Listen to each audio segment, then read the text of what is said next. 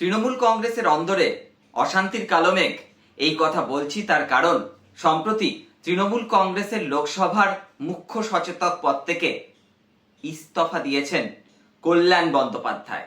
কোন কল্যাণ বন্দ্যোপাধ্যায়? যিনি কিনা তৃণমূলের সেই প্রথম দিনের শরিক, প্রথম দিনের লড়াকু যোদ্ধা। সিঙ্গুর নন্দীগ্রাম পর্ব থেকে শুরু করে হাল আমলের এসএসসি কিংবা ওবিসি মামলায় যিনি হাইকোর্ট থেকে সুপ্রিম কোর্ট, রাজ্য সরকারের হয়ে পরিত্রাতার ভূমিকায় অবতীর্ণ হন, সেই কল্যাণ বন্দ্যোপাধ্যায়। তিনি অভিমান, ক্ষোভ সমস্ত কিছু উগরে দিয়ে ইস্তফা দিয়ে দিয়েছেন।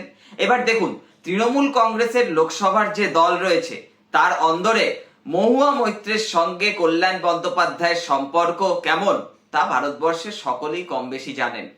কিন্তু দলের নেতৃত্ব কি কল্যাণের প্রতি ভরসা রাখতে পারছেন না?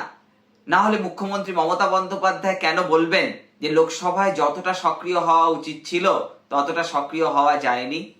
আর এটাতেই অভিমান হয়েছে কল্যাণ বাবুর, তাই তিনি ইস্তফা দিয়ে দিয়েছেন।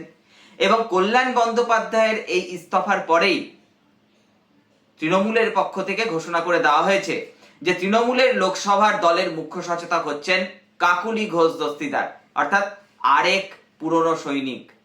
কিন্তু একই সঙ্গে গুরুত্বপূর্ণ, তৃণমূল কংগ্রেসের লোকসভার দলনেতা করা হয়েছে অভিষেক বন্দ্যোপাধ্যায়কে, যে পদে এতদিন পর্যন্ত আসীন ছিলেন প্রবীণ নেতা, প্রবীণ সাংসদ সুদীপ বন্দ্যোপাধ্যায়। এবার সুদীপ বন্দ্যোপাধ্যায়ের শরীরটা খুব একটা ভালো যাচ্ছে না সাম্প্রতিককালে, ফলে সেই ক্ষেত্রে সেখানে অভিষেককে নিয়ে আসা হলো, অর্থাৎ প্রবীণের বদলে নবীন নেতৃত্ব।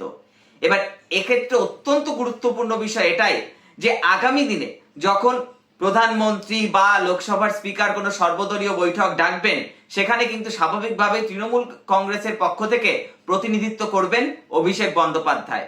অর্থাৎ সর্বভারতীয় রাজনীতিতে, দেশের সংসদীয় রাজনীতিতে অভিষেক বন্দ্যোপাধ্যায়ের একটা বৃহত্তর স্বীকৃতি মিলল তার দলের পক্ষ থেকে। এর ফলে যখন অপোজিশনের পক্ষ থেকে ফ্লোর কোঅর্ডিনেশন করা হবে, তখন কংগ্রেসের দলনেতা রাহুল গান্ধী, সমাজবাদী পার্টির দলনেতা অখিলেশ যাদব, তেমনি তৃণমূল কংগ্রেসের দলনেতা হিসেবে সেই কোঅর্ডিনেশনের নেতৃত্ব দেবেন অভিষেক বন্দ্যোপাধ্যায়।